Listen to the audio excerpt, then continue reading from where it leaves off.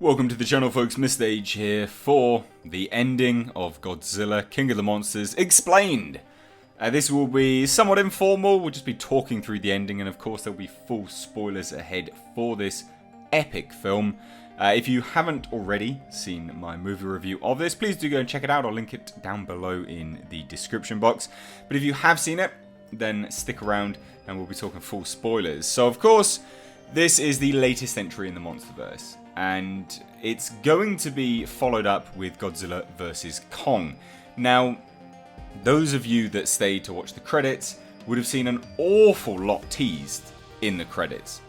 Like, an incredible amount of things were teased in the credits. Whether this is little just subtle nods to fans or whether they are genuinely teasing things for the future, we don't know. But among them was the fact that Mothra, there is a tease that Mothra will return. She is, of course, found in an egg anyway. There's an egg been found. We also had Batra teased, if that was like a blink and you'll miss it moment, but there was a giant bat, so there's the potential for Batra to come into the Monsterverse moving forwards.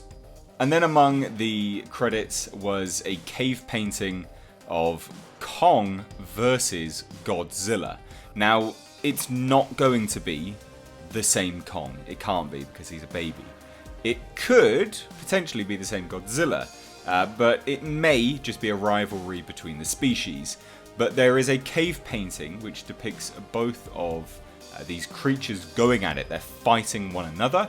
So of course this does easily establish and tease the future of the Monsterverse. But one of the main things and the true ending of the film was King Ghidorah's head. Now, this ties into the future of the Monsterverse for many reasons.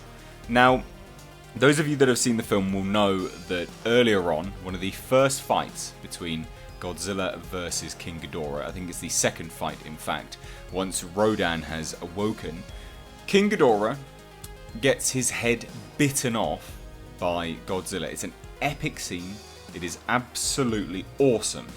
But then the oxygen destroyer is deployed and he grows his head back whilst Godzilla suffers a massive loss. Near death, in fact. That's how much of a loss the oxygen destroyer fight was for him.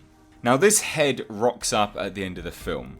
Charles Dance is brought to it by a fisherman of Isla de Mara, and they obviously state that there's no fish anymore. However, we found this. Obviously, people know that Charles Dance's character dabbles in Titan DNA, and that's really important. That's integral to the reason and how this is going to be setting up the future of the Monsterverse. It's King Ghidorah's head. You have a character which dabbles and trades in Titan DNA. What are they setting up? Now, there's two possible avenues here that I see. They could be setting up a form of Destroyer. I highly doubt we're going to see an actual Destroyer. But the fact that Charles Dance's character is documented as tinkering, selling, basically black marketing Titan DNA. And also, there was an earlier tease in the film where they state very specifically that this is not the only specimen that he has attempted to capture or has captured. So I believe he may have a specimen already, and now with the head of King Ghidorah, this could be setting up a mutated Titan. So a form of Destroyer. Obviously not Destroyer, because they'd have to buy the license from Toho, and that's complex in and unto itself, but a form of Destroyer. And this is nearly identical to Destroyer's origin, or at least it's in the same vein. Oxygen destroyer, mutation, Destroyer is born. The other thing, and this is the less likely avenue, is that we will see a Mecha King Ghidorah. I think that's unlikely, but there may be a possibility that the head may regrow a body. So that's the future possibilities. And I posed this when we were talking about the future of the Monsterverse with respect to Godzilla versus Kong, was how are they going to frame this fight? Are they going to have a straight up battle, or are they going to have a team up? Now, this post-credit scene seems to tease a team up against a form of King Ghidorah. But it's really important to note actually that Charles Dance is confirmed to not come back. He's already confirmed he's not coming back. So whoever it is that tinkers and messes around with King Ghidorah, it is probably not going to be Charles Dance, or he dies in the process in the meantime.